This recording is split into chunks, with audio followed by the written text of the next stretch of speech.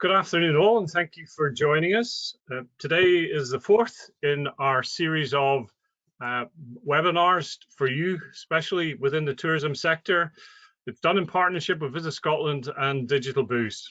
So myself, Patrick O'Shaughnessy, I'm the Industry Development Manager, and my colleague Andrew Craig are hosting this deeper dive into the experience sector, particularly having a really deep look at online booking, especially for your particular sector. Something that many of you, clearly with the numbers that are on this, see that as an important thing to have, something that you're looking at currently, either from the perspective of just starting to examine getting a system within your business, or looking at the current system you have and seeing if you can upgrade it or add additional functionality for it. So today, we've reached across the world to some of the four great solutions that are out there for you, and we've asked the representatives of those businesses to come along and have a conversation and explain some of the benefits, the functionalities, the little things that you might be worrying about, or those things that you hadn't realized. By taking an online booking solution on board, you might solve other problems as well. So the four businesses we've brought on is Bakun. We've Business Development Manager Sydney Strout will speak as well. Checkfront Director of Sales Alex Marib. Alex, we've actually got out of bed. He's over in British Columbia in Canada. From DigiTickets, their Business Development Manager, David Edwards.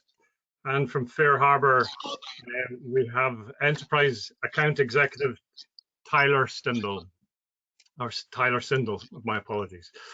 May I, before I hand over to them to do a quick introduction of their business and themselves, just say to you that we're really, really keen to get as many questions asked across to us as we speak today. So you will see that in your control panel, just click on questions, fire your question in, and we'll attempt to answer those within the session, or definitely we've got a Q&A session at the end of this presentation where we'll hopefully get through as many of your questions as possible. The last thing I would say to you is that we will be recording this. We'll not mention you by name if you do ask questions. You will be anonymous if that's something that you care about, but we will also be uploading this to visitscotland.org, so that you might want to have a look at it again if there's some details that, if you've been scribbling madly, you might possibly have missed. So to start us, could I hand over to Sydney? Yeah, definitely. Thank you, Patrick. So my name's Sydney Strout. For those who don't know me, I head the business development sector for Booking. As most of you know, Booking is a global reservation system that was acquired by the TripAdvisor family in early 2018. Booking and TripAdvisor commit to offer the best solution for our tour operators such as yourself in every aspect of the business. And in turn, we lead to a much better traveler experience. We offer continuous improvements with our connectivity. We're always adding new distribution channels, especially in the new online markets. Our system is built to help all your tour and activity providers worldwide and sell more places while taking these bookings on way more easily. To touch upon our pricing model quick, so recently, I'm sure you guys know that we switched to a subscription plan where we allow you guys to either go for a free version or a pro plan. And this opens up the opportunity to add some of the top features that we have accommodated for many of the business needs. So these include the inventory service plugin, agent sales portal, ready-made website integrations, widgets, sub-accounts, our large B2B marketplace, and more. So currently, we're working with more than 150 countries, from small independent operators to large, global activity companies. We have hundreds of people in the UK, whether that's resellers or suppliers, and a lot of those come from the Scottish region, and we're always looking to build the portfolio in as many destinations as we can. So I do look forward to having this discussion today and talking about reservation systems and the opportunities in the B2B world. Thanks, Sydney. Now, if we could hear from Alex from Checkfront. Sure, thanks, Andrew. So my name is Alex. I'm the Director of Sales at Checkfront. We're a booking management platform for tours, activities, rentals, and accommodation. We've been on the market for around 10 years, and so far we have grown our product significantly and our community to over 5,000 operators in 94 countries. Our goal is to empower operators to grow their business, and we do that by product development, constant product development, and support to our operators, especially in the last 2 years since the pandemic started to hit. And we have a very a world-class support team that's working around the clock to empower our operators and to support the diversity of their business. Thanks, Alex. And over to you, David. Yes, thank you. David Edwards from DigiTickets. DigiTickets have been around now just over a decade, based down in Exeter in the UK. We service well over 450 attractions throughout the UK and Ireland and into Europe as well. Those vary from the likes of castle estates, museums, farm attractions, escape rooms, really varied client base. We offer everything from online ticketing, designing a ticket site for attractions. That feeds into a back office system, CRM, that manages that inventory, and also feeds out into an EPOS till solution as well. So an all-in-one environment. There's various additional offerings on top of that. So payment processing online, staff management, scheduling as well, and links to various channel managers. So we're able to spread that inventory across different marketplaces as well for attractions. We focus heavily on development. The product's always improved as part of the ongoing packages for clients. That's free of charge. Our pricing model really varies between initial setup for the service, and then it's really pay as you go, depending on how much that system is used, whether it's per transaction, per ticket sale, a few different options for clients going forward. Thank you very much. Over to you, Tyler. Brilliant. Thanks, Andrew. Hey, everyone. My name is Tyler Sandell, and I work on our enterprise team at Fair Harbor. Joining you all today from Amsterdam, home office. What brought me to Fair Harbor initially was my passion for the industry as a skier, as a windsurfer, and generally someone who just likes to be outdoors. I think that's something you'll find with the team here at Fair Harbor. Fair Harbor is a reservation software for tours, activities, and attractions. We work with operators of all shapes and sizes, ranging from mom and pop businesses to enterprises such as the United Nations. In terms of how our pricing works and kind of our partnership model, we've always been a transactional style of business with our ultimate goal of helping you convert more direct bookings. In 2013, we were founded in Hawaii as a family business. Two brothers started the company working for a catamaran charter, drew a lot of inspiration for how we developed the product. In 2018, we were acquired by Booking Holdings and started our international expansion. Since then, our team's grown to over 550 travel experts, whose main goal is helping over 14,000 partners of ours grow their business, save on costs, and streamline their operations. Thanks again, Andrew, and excited to be here with you today. Brilliant. Thank you very much, Tyler. So to kick things off today, we thought that the ideal starting point would be around the theme of why businesses need an online booking system. So Sydney, I wonder if you could give us your thoughts on why should a tourism business invest in an online booking system? Yeah, so I mean, I think it's pretty obvious that a booking system kind of takes away the heavy lifting for the tourism industry. We know that these businesses like to be really hands-on. The tourism business especially is, wanting to be within the experience, give your travelers what they're looking for. So if you're spending a lot of time, closing out dates, avoiding double bookings, things like that, it leaves a lot of time lost where you could be finding new streams of revenue, just being with the clients, getting those rates and reviews that you want back. And you're not really able to get the full complexity of it, along with, booking cutoffs, instant reservations, things like that when you're working on a pen and paper, which I know some people still do, which, it's hard to move over to new technologies and kind of get away from what you're comfortable with. You're losing out on that instant confirmation, and you're also losing out on a whole generation of people that, like that last minute opportunity. They're on their phone, they're in destination, and if you're not giving them that online presence along with making yourself as bookable to the last minute, you're losing out on that type of customer as well. Alex, Sydney's just mentioned some of the practical considerations, but some of the businesses that will be joining us today will never have set up an online booking system previously, will not be au fait with them. So from your perspective, what are the main practical considerations that they would need to make in terms of moving to online booking and distribution, perhaps thinking about changes to their business practices, the impact on staff, etc.? That's definitely a very, very interesting question. So there is a broad spectrum here that we're looking at. You know, I look at it as in two components. One, the impact on the guest experience, and two, on revenue, including the operations of the revenue and the operations of the business day to day. So every business activity under those two categories would be or should be considered. So to list a few, those are the website requirements, the marketing requirements, any financial and accounting reporting that they have, their day-to-day operations, the staffing that they need, the other technology tools that they're using, inventory management, and all the other revenue sources that they have. And I would definitely put it is, you know, kind of at the end of my list, but I would put it as number one is the guest experience. What is the best experience to provide the guest? It's slightly different from one market to the other, but I would say take the opportunity to speak to your guests and feel what they like and don't like, and how was their experience, and try to factor that in. Indeed.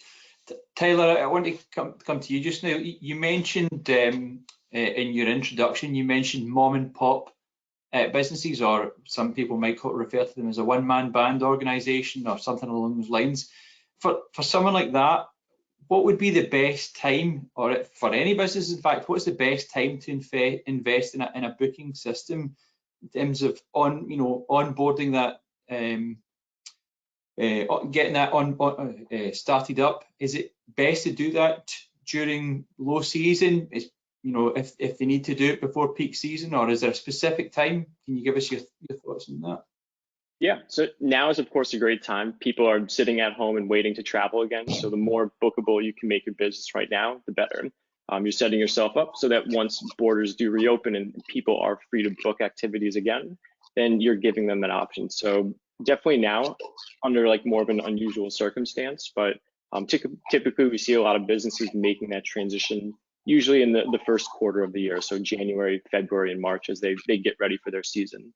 Also, if you're a winter business, again, just the fall, so September, October, August.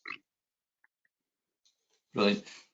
What, David? What would you say are the key elements that a business should be looking for in a booking system? What specifically? I know many booking systems out there offer demos or trials.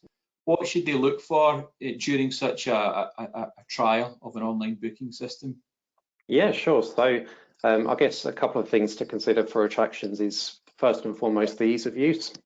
So being very comfortable with how the system operates, that's both internally for staff on site, visitor services, front of house, how they're going to check those bookings at redemption points for when the customer arrives. Also consider things like, is the solution cloud-based? Does it run off physical servers? How easy is it to access across multiple devices, that type of thing. And again, touching on Alex's point, making it really easy for the customer to go through and book, have clear and crystal clear messaging, ticket prices that are very easy to distinguish across different categories. Just asking those right questions of how easy it is for that customer to go through and book, and that will then knock into the on-site operations following that journey through. Brilliant, thank you. One way which Visit Scotland might be able to provide some assistance is via an interactive checklist, which we've set up. We've set up a specific section on our industry-facing VisitScotland.org website, or industry-focused VisitScotland.org website, and there's a specific section in there aimed at helping you choose an online booking system for everyone within the experiences sector. And all of the companies that we have here today are listed in that section, including all the relevant contact details, as well as a variety of other different booking system operators that are working in the Scottish market just now. So I'll put the link to that in the chat in due course so that you can all have a look at that, download the checklist, work your way through it, tick what your requirements might be, have a look and then check those off against what the various companies in the checklist have got listed as well, and make sure that you're choosing something that's most appropriate to you. So we've thought a bit about the practical elements of the process. Patrick, do you want to take us on to what a booking system can do for businesses in terms of the variety of choice that might be open via a booking system, and maybe specifically some stuff around COVID regulations as well? Sure. Yeah, and thanks everyone. Keep those questions coming in, some brilliant ones. We'll either touch on them with the questions we ask, or we'll specifically ask these later on. And one of the questions probably touches on what we're talking about, is really about complexity. And I'm coming to you, Sydney, around this. And it's about sort of a lot of businesses end up with 3 or 4 different platforms, like customer relationship manager, management system. They might have a ticketing or booking system. They might have they might be giving inventory to an online travel agent. Is it better to run these separately? What reason might you change from having these standalones to having an integrated system? Yeah, I mean, ideally, you want to have everything in one system, right? It's hard when you're so used to using something another way. It doesn't exactly, like, all these reservation systems are built a little bit differently. They're not all going to be perfect. They're not all going to fit your business needs, but the idea is to make it as simplified into one area as possible to take away all that heavy lifting from, you as a system. So I look at, it's the reduction of overbookings, like we discussed before. It's teaching your staff how to use one certain way to make bookings or changes or availability in one area. It's that channel management aspect. So the more you want sales and to grow, especially during these times, having that in 10 different places is much more difficult than finding new streams of revenue through one aspect. I think CRM is a little bit different based on the reservation system. I know from our aspect, we connect with third parties in that way to provide you a CRM capabilities. It's really what you're looking for, and it's also, you have to sort of prioritize your non-negotiables as a company and what you're willing to learn from these reservation systems, because the way you're doing a financial report might be the way you've always done it, but maybe one of these systems can actually provide you an easier way if you're willing to, figure out what it can do for you. So it's all about knowledge. I think the more you condense it, the easier it actually will be. It's just a matter of figuring out how things are transferable. And, in terms of the customer facing, they're going to be happy no matter what, as long as it's easy for them to book and they have a good time on the experience. So make sure you're back, in the back end where all of you guys are putting in the efforts is as not complex as possible. Great, thanks for that, Sydney. And then sort of, in a sense, Alex, a little bit more of, diving into that a little bit better. Specific question here about how you integrate your accounting is always important. So how do you manage how will the system manage financing? And then also how it integrates in terms of that consumer facing look. How does it integrate with the website? How easy is that in terms of any booking system that you might have? So I'll start with the guest experience and the integration to the website. I know from all the technologies out there right now, the integration to the website has been made very, very, very easy. So all the operators out there, this should not be a worry. It's simply copying and pasting a code. Now, definitely there are multiple levels of integrations and customizations. So getting online is very easy, but then it does take a little bit of investment to make it as personal as possible, to make it fit your brand, to give your guests a seamless experience with your website. It also depends on what type of website. you're using. But overall, I would say that's not a worry or concerns with all the booking systems that are there and that I have seen. Regarding accounting, that's more interesting and a little bit more tricky. There is a lot of revenue codes in accounting that needs a little bit of mapping. So from my experience, the initial onboarding is critical when you are onboarding into a booking system, is to seeking advice from your auditor or accountant onto the revenue codes that they are using, mapping them to the correct products in your booking system. It's a little bit of an investment, so I definitely agree with what Tyler said earlier. Use your downtime to do that investment. Talk to your accountant, talk to your booking system that you've chosen to do the correct mapping. And once that mapping is done, it's really an automated API system in the background that's working for you while you focus on your passion, which is serving your guests.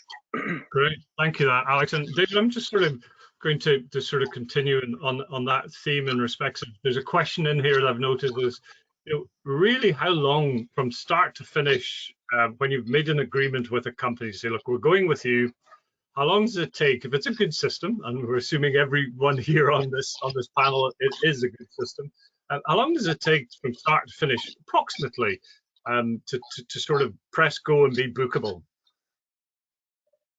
Yeah, so I think it will vary slightly depending on the attraction and the inventory they have, of course. If the standard ticketing that they're looking to set up and go live with, as opposed to perhaps annual passes or memberships, online retail, that type of element as well, will dictate that.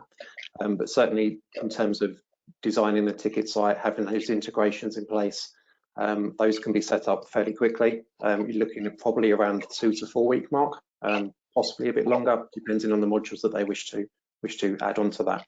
And that goes as well for any onward links to, like we say, EPOS or channel management as well. So there is that conversation to have. The last thing you want to do is overpromise that, but certainly 2 to 4 weeks plus would be a good indication. Probably a bit of a sort of really intensive look within that sort of time span. Make sure you go through the pain of that, and that then sort of pays dividends and making your life so much easier sort of for a season. Yeah, exactly. And also it's down to the booking provider as well to ask those right questions. So it needs to be right for the attraction. So obviously making sure that the ticket prices are correct, the layout is as they want it as well. So it is that two-way conversation. You want to see your prospective booking provider getting to know you, asking questions, not promising lots, but actually sort of getting to know your business. Absolutely. Yeah, correct. And yeah, because I mean that's one of the things that comes across most strongly is that the experience sector, the products are so varied. It's quite extensive that what businesses might be offering and the different types of business models they have. And that's, Tyler, if I could ask you in sort of that back to this complexity. And at this moment in time, there's a lot of businesses who might have, golf to book, have a restaurant, a cafe that they might want to book. They might have bikes to hire, and they end up with 3-4 different booking platforms delivering what becomes quite complex because each will have their little oddities. What solutions are there to that out there? Yeah, of course. And this was mentioned before as well with trying to house everything in one system. The less logins you have to deal with, you can handle all your bookings in one place. It's kind of your hub of all information. So all your staff can access it. Of course, if you're working with a golf course, a cafe, again, you want to try to put all that in one place. Whether it's segmenting those products on your website. So if people are booking golf, they can easily see golf. If they're looking to book activities, they can book activities. Typically in a system, what you might find is resource management. So if you do have to keep track of the number of bikes you have in your inventory or the spaces available in a certain part of your venue, that's something you could also manage within a system. So yeah, just asking those questions and really understanding what is possible within that system to do as much as possible within one system. Great, because I think it's fair to say, and this has been the biggest barrier for a lot of businesses who've looked at this, say, 5-6 years ago. It's not about businesses not being prepared to dive into digital. It's been about actually the systems out there haven't been flexible enough to be able to cope with how businesses work and the needs of the customer. I suppose I'm making a very broad statement here, is that the majority of you here today and in the wider spectrum of provision, you've evolved much more because you know that's a need, and therefore it's in the main, with some tweaks, you can give those solutions. It just, you need to make sure that you're covering those off in your brief or your conversations with your solution providers. Is that fair to say? Thank you. Absolutely, no, absolutely. It becomes that that close-knit relationship, I suppose, between the attraction and the provider. And the more you understand their business plan, even if it's starting off with initial ticket sales and then progressing to other modules within the system, it's getting that right from the get-go. So, yeah, completely understanding their needs and carrying on that journey with them. Apologies to everybody. Sorry, so I Tyler. guess a good analogy there for you would be it's like cutting a steak with a Swiss Army knife versus a steak knife, right? If you're, the better experience will be with that steak knife versus kind of the all utility knife. So if you do have the steak, or maybe if your golf course is St. Andrews, then you're better off using a golf course management system. But if it's a smaller course and it's manageable within your booking system, by all means, it's definitely possible. Okay, got you. Yeah, that's a great point, Tyler. I'd like to look at it as, what's the percent of revenue that part of the operations is providing, and I'd like to get a specialized system for the source of revenue that gives you the largest share of revenue and the highest margins, and integrate the rest into that. Okay, yeah, it's an interesting approach. One other piece, Andrew. Yeah, if you want to. Yeah, on that note, somebody did ask a question about the additional extras that can be sold, and I think it's probably fair to say that most of you, whilst maybe there should be something specialised for, Taylor just mentioned a specific product such as tea off times at St Andrews, but if they're wanting to sell additional extras along the lines of gift vouchers or restaurant vouchers, specific, maybe a voucher for the shop, or any extras, that's all Sydney, that would all be feasible as well, wouldn't it? Yeah, absolutely. And I assume most of the reservation systems have the capabilities. Extras are pretty simple to use, whether you want a price associated with it, whether it's in the price, separate, what part of the checkout process it's in, along with having that gift card functionality, promo codes. We have price modulators that kind of allow you to shift prices during the year for certain sales. So we also encourage it a lot during this time. We've had customers that do 2-for-1 sort of thing with their tours, or pick an extra, get an extra for free, because as we get up and running again, the incentive to get people traveling, I mean, it probably won't be hard, to be honest, right? Everyone's itching to get out the door, but at the same time, what puts you above a competitor or above someone else, or what makes a customer want to choose you? And I think everyone's driven by sales and promos, things like that. So whatever you can give them as a freebie is going to get them out the door. Great. Okay. And Sydney, just you touched on, we are in this environment right now here in Scotland. We're the window of perhaps reopening is it might be at this point in time, might be late April. So thinking about COVID specifically, what's clearly coming across from sort of customers now is they want to make sure that they can pay contactless. They want to be very comfortable that they are physically distanced from someone else, even when we all get vaccinated, and this is clear. So how does your system, how would it help a provider, a tourism business, to reassure and also make sure that these things happen? Yeah, I think there's a number of ways to do it. First is accepting payment at the time of booking. It's always easy to refund. We provide actually enhanced refund promotions now where you pay a little bit extra and you're guaranteed that refund through a third party. But knowing that the payment's collected beforehand avoids that contact of any payment, along with having those time slots, maybe, cool down times in between, knowing that they won't cross over. Having the limited capacity, or I know private tours is huge these days. So making those private tours with set times, set time of how long it is, and giving them, the time to leave after that is really important, I would say. And then, another thing that I think they want to hear is just the communication. So we use a lot of automated messaging, whether that's a day after or a day before your reservation, remind them of this is what we're doing to make sure that we're staying COVID safe. If you have any questions, contact, but we're keeping social distancing, we're cleaning XYZ areas. If you have questions or concerns, and then even a feedback after their tour. Did you feel safe and comfortable in this environment? And just constantly getting feedback, and also it adds to the review sector, which we know in this industry is everything. So it's all relative. But these tools, and I know everyone could speak for me in saying that we make it so this instant confirmation would allow no crossover and keep everyone safe and separate. Great answer. So, or it's rather, Alex, this might be maybe being unfair because it's quite a specialist question, but one individual here is asking, would your platform provide digital disclaimers like medical and consent forms that comply with UK GDPR compliances? That's a great question, and so the short answer is yes. The longer answer is that's definitely been a focus of ours that started about three years ago, because we do work with a lot of businesses that involve risk.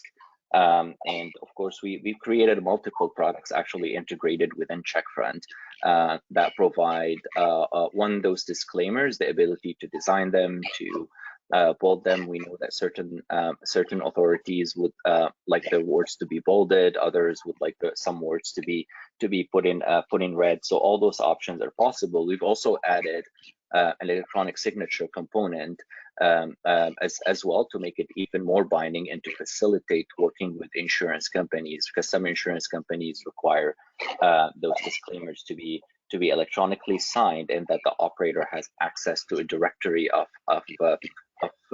PDF.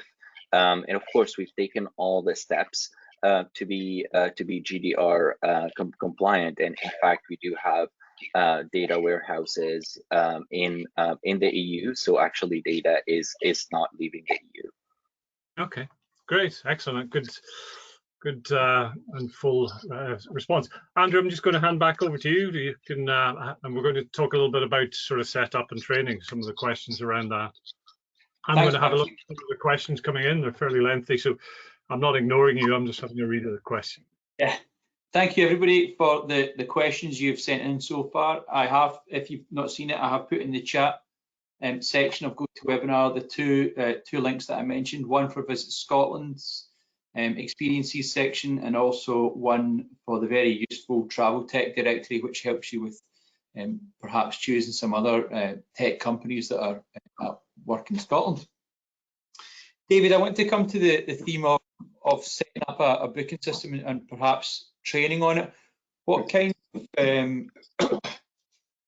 what should a business expect in terms of a relationship with a booking system? How often should they expect to have to contact it? We've mentioned a few times, and there's quite a few people on this webinar who've posted in comments about being single owner operators, or maybe only having a few members of staff.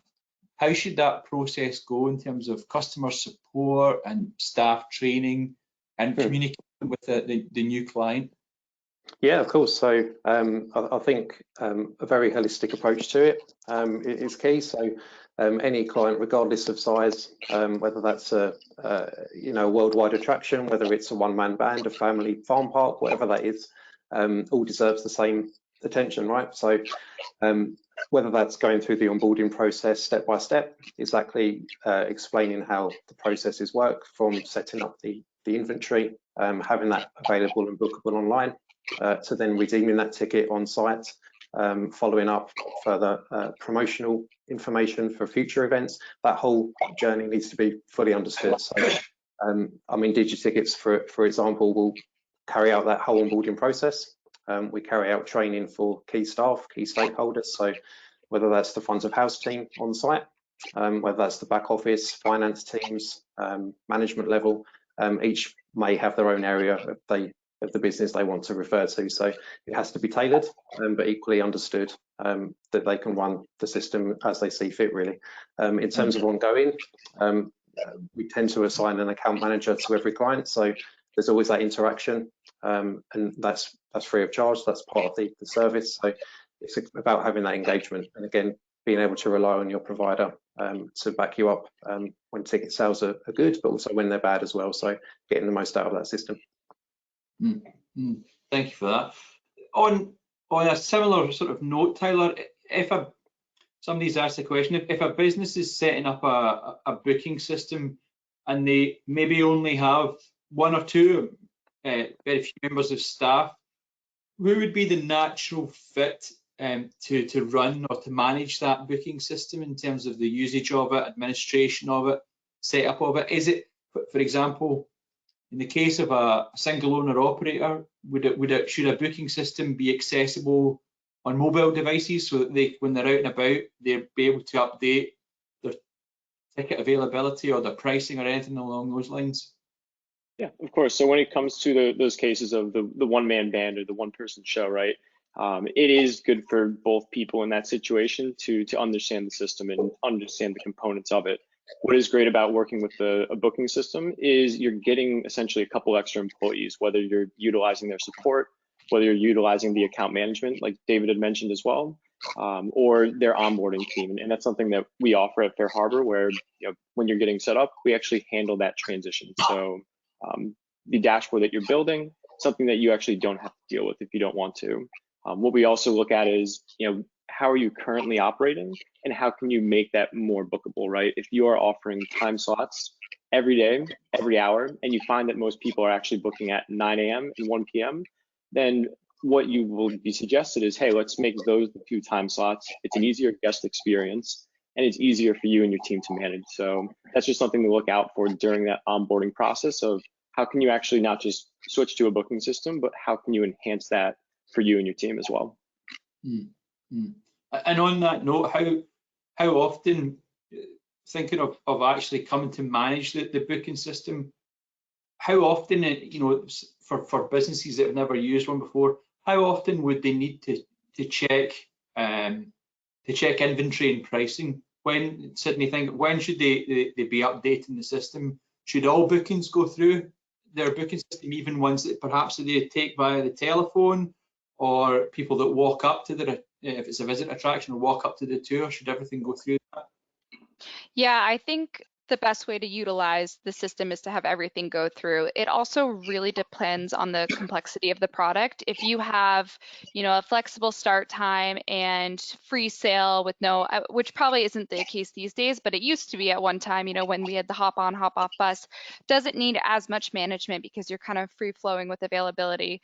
If you have, a little bit less time slots and complex products, maybe a little bit more private, you want to stay on top of that. Also, like you said, if you are receiving a lot of phone calls in the past or having hoteliers give you a call, that should still all be logged in your system just so you can keep up to date with using the system for what it's for, and making sure that all the distribution channels you're closed or you're attached with are getting the closeouts as well, and just really having all aspects of it connected. What do we mean by, some people won't know, but Alex, what do we mean by distribution channels? So distribution channels are the various OTAs, and that stands for online travel agencies out there that are taking your inventory and reselling it through various channels. I mean, online is definitely the leading channel right now. So we look at our big names in the industry, such as TripAdvisor, Viator, Reserve with Google, such as Get Your Guide, etc., etc. Sorry if I missed any. I'm not trying to make any advertisement here. And there are also other aspects that those OTAs have. Some of them will have offline channels, like they would be operating kiosks on site in certain big destinations. Of course, in the pandemic now, this is not as popular. And then you have a direct relationship with wholesalers and agents. So those are big group tour companies that might be buying your inventory in bulk. They would be bringing big inbound tours into a destination, and they would like to book a whole bus on a whale watching trip, for example. So this is yet another channel that operators can focus on. Mm-hmm. Thank you for that. Good Good stuff. description. Sorry, yes, and I see a question in here. It's probably to Andrew and I, more around if Visit Scotland has any stats on increased revenue as a result of taking on a booking system. We don't, but however, we come across a lot of anecdotal evidence where people are saying they're much more profitable because they're able to spend much more time at their storefront as opposed to sort of being soaked up in administrative duties. And also there is some evidence, again anecdotal, to say that because we know that and certainly around accommodation and more from experiences that people are wanting to book ahead, they're looking for that confirmed booking. They want to be able to do that online, and if you don't offer that, then people just move to the next product. They need that visibility and that reassurance. So there are lots of good reasons, particularly more so now, that need, that desire. And I suppose the other piece is that, you know, in the past there was a lot of might be your customer base who were maybe not used to booking or buying online. If you think about it now, my mum buys her groceries online. You know, she's close to 90 years of age. That's the changes that this pandemic has brought across. Those people are a lot more comfortable and will now switch the same sort of methodologies when things get better for us all. Yeah, Patrick.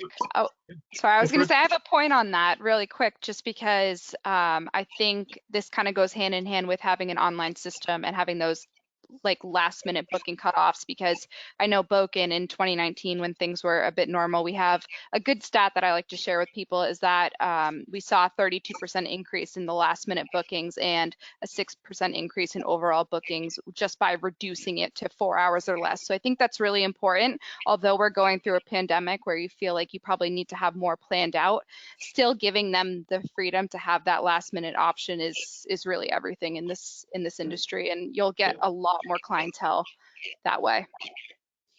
And I think that's a really good point, because we've been having these conversations with operators over the last 12 months in terms of trying to understand the sort of changes in visitor needs and habits. And one thing that came across really strongly when we reopened last July, August, is that from an operator's perspective is that many who are used to bookings being made 2-3 months ahead were working 7 days at best, in fact 24 hours. So the need to be that flexible in order to maximize the number of bookings that you can get is pretty important.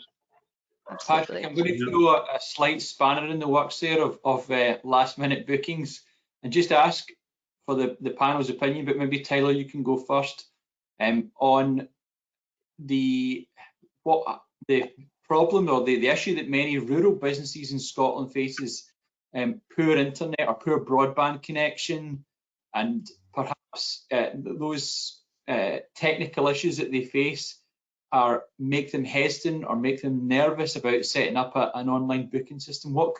Anything that you can say that can reassure folk around that? Yeah, and that's a totally fair question, right? You want to make sure that you can accept those bookings and, you know, have access to those bookings as well when you need them.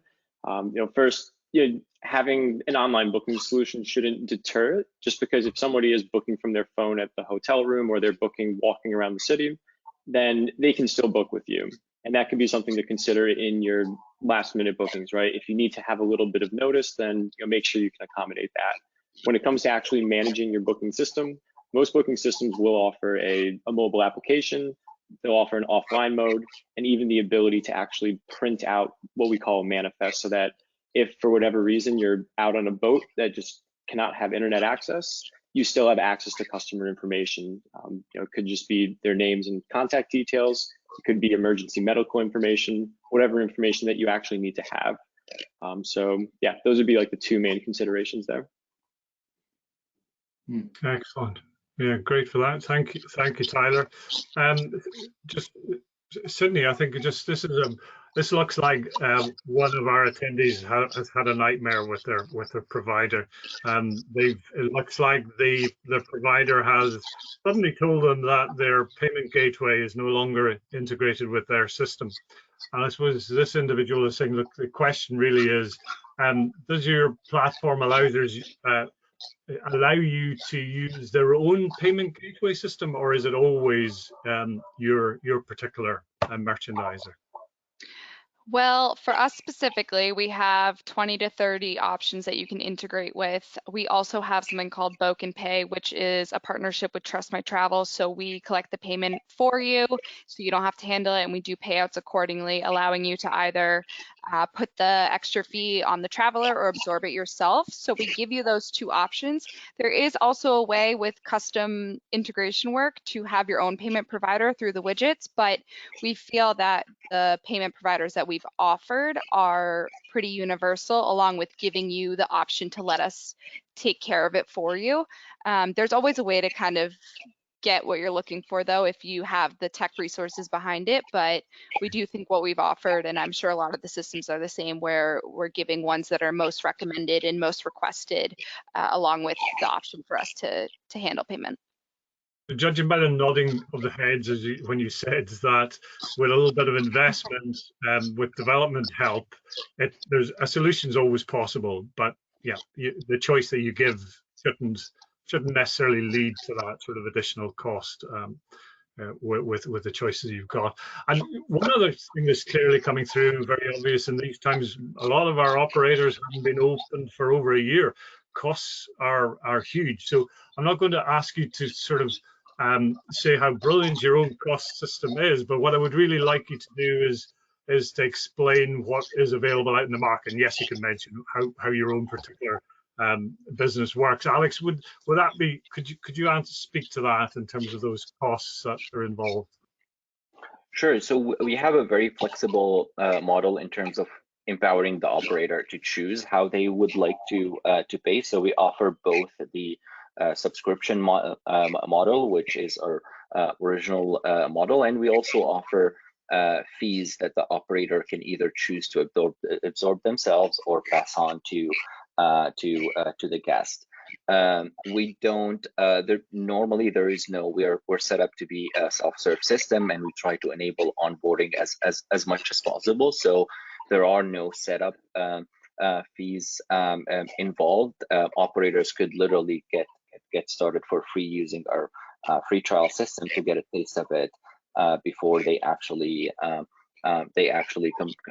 commit. So we would like what we believe in strongly is we believe that the operator has the right and should be able to decide how they would like to pay and invest in their booking technology. Great. Okay, thank you for that. Patrick, there's a question here on which I thought was very pertinent to a discussion about payments, and it was somebody that asked the question, and perhaps Tyler, if you want to have a think about this one, somebody asked the question around multiple day tours and payments in multiple parts. What's the best way to deal with them? For example, deposits versus full payments.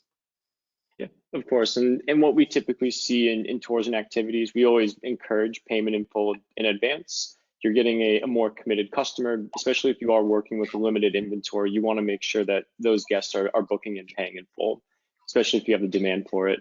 When it comes to perhaps a multi-day tour where it's a larger ticket price, so there's just more involved in the actual process, right? Somebody's probably not booking a multi-day tour at the very last minute. That is a potential option where maybe you're accepting a partial payment, maybe you're accepting a partial payment 3 months in advance, 1 month in advance, and then the last payment right before. So one of those ones where it's a little bit more unique to the operator versus kind of what the general public of tours and activities might need. Yeah, okay, thank you very much. David, on somebody's asked a question about maybe a more simple option, but somebody's asked, can a booking system be used for a normal attraction entry, or perhaps in this case it's a soft play?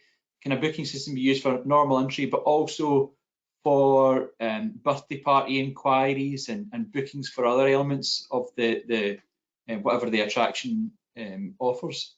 Yes, absolutely. So a lot of booking systems out there, us included, will incorporate general admission, whether that's any day entry or particularly time sessions with COVID, very topical.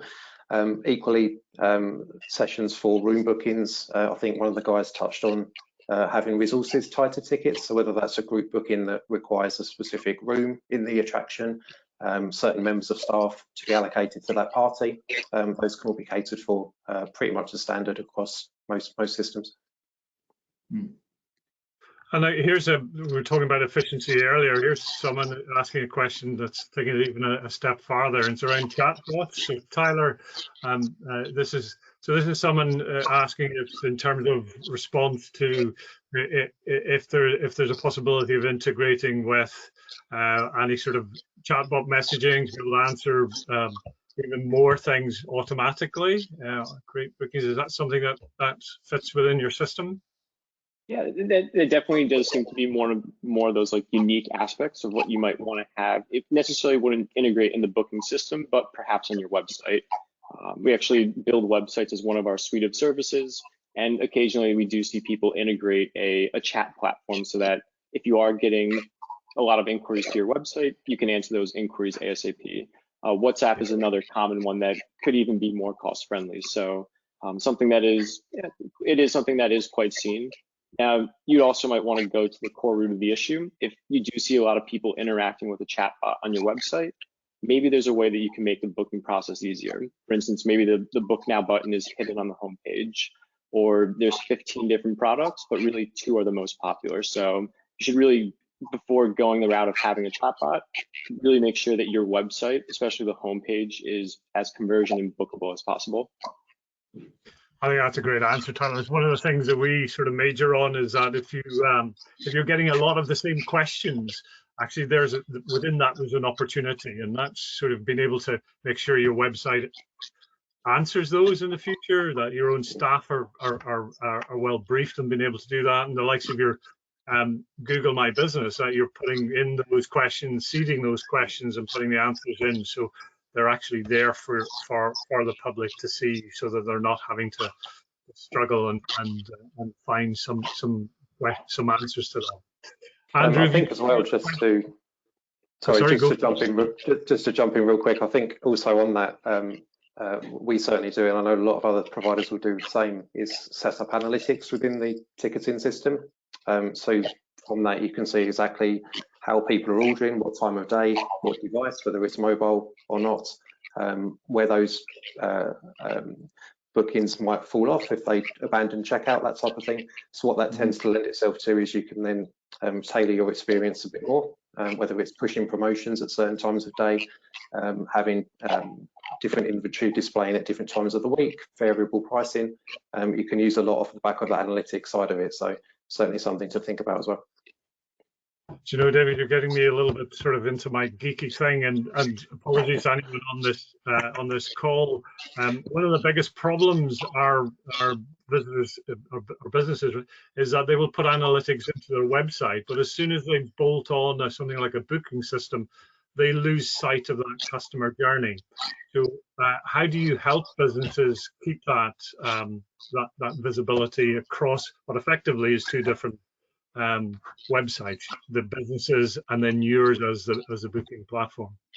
Yeah, so assuming they have some analytics there on their website already, I know at DigiTickets we will incorporate that within the booking pages. So the minute they land within, whether it's the ticketing homepage or a specific ticket category for an event or a membership or whatever, the attraction will be able to see exactly what's happened from start to finish. So seeing that journey go through to checkout and payment, or whether it's stored at any point, and equally where it's coming from, what time of day and so on. And I think the bit about that is that all of a sudden you're able to see the people who are buying from you, where they're coming from, what their level of spend is, and how you can sort of adopt and change your marketing so that you can be much smarter at spending your money in the right place, so that you're Absolutely. getting conversion. Yeah, and then of course you can tailor your offering appropriately, whether that's going back in, offering a discount, a different type of product to certain areas.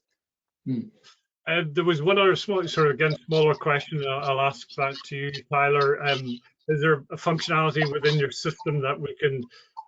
It seems to be about tailoring the adults to children that are in a party. Is there some way can you manage that within your system? Yep, of course. That's something that could be, so that's something that would be done with resource management. So if you have adults or children and you want to limit, a child only being able to book when an adult is booked, that's something that can be done.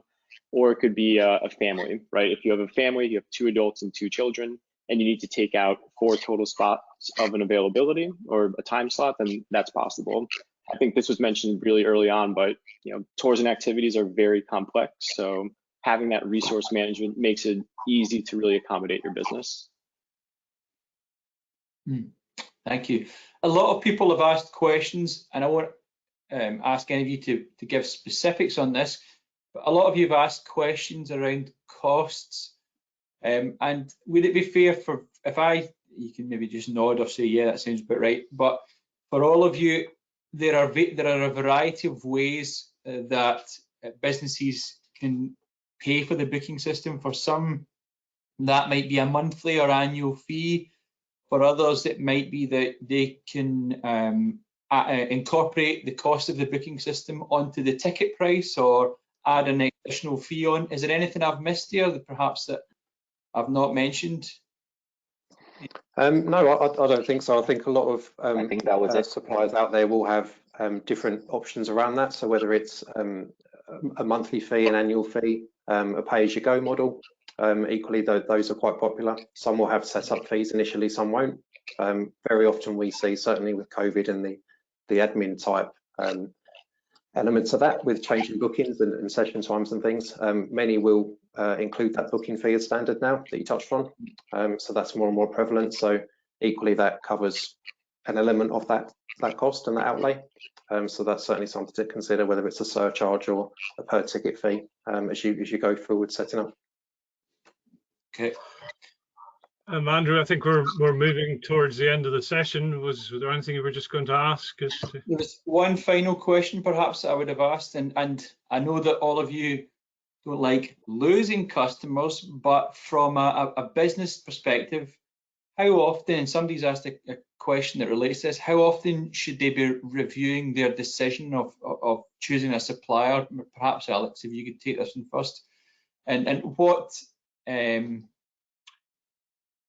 terms of changing supplier or moving to a new supplier, what learning should businesses take away from that process? Somebody specifically has asked a question around the signing up with a platform, putting in a lot of work into it, and then perhaps wanting to change in a year's time. What are any risks to that, or what are the things that they should watch out? People should watch out for. That's a great question. I'm definitely a big advocate of an annual review of all your system, but that doesn't mean changing all your systems. I happen to manage a lot of internal systems at Checkfront, for example, and part of my process is reviewing the efficiency of those systems. That's one. Two, reviewing if there are any new features that we already have, we're paying for, and we're not leveraging enough, or we're not leveraging at all. And three, if there are any products on the market that we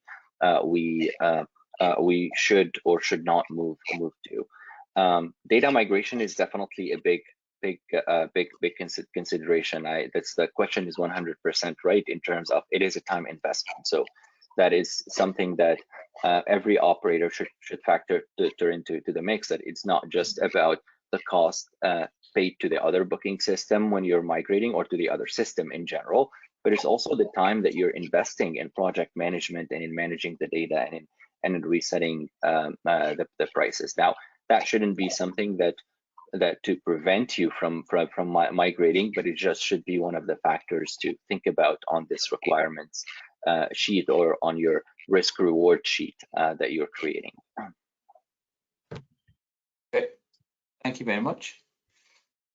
Yeah, actually, so it's taken us just over 3 o'clock, so I think we're probably out of time for today. Yeah, we've a couple of things we want to share with you, just in terms of, because this has been a partnership with Digital Boost. We'd like to share the additional help and support that's out there from them. If you go to their businessgateway.com/digitalboost website, you'll be able to understand some of the webinars that are coming up. We've got 6 great sessions in the month of March, which I would like you to look out for. We'll be posting those on the Business Gateway site in the next 10 days. That will help you deep dive into some more of some digital support. Really good. And finally, Andrew, we also, from a Visit Scotland perspective, I'd like to show you some of the additional information and links that's there for you to share content with us if you wish, to have some inquiries with our trade team that will be able to help. And ultimately, if you do require any further business advice, use our business.advice at VisitScotland.com email to ask for any other help. So I hope, thank you all, from the panelists, for your contributions. I thought you were really great. We put you on the spot a few times, asking you to answer before giving you a question. You've done it brilliantly. And we will, as I said, share this recording in the next 10 days or so for any of you who wants to have a look at it again. And we would encourage you to have a look at visitscotland.org for further support and help. Thank you again. Thanks, everybody. Thanks. Thank you.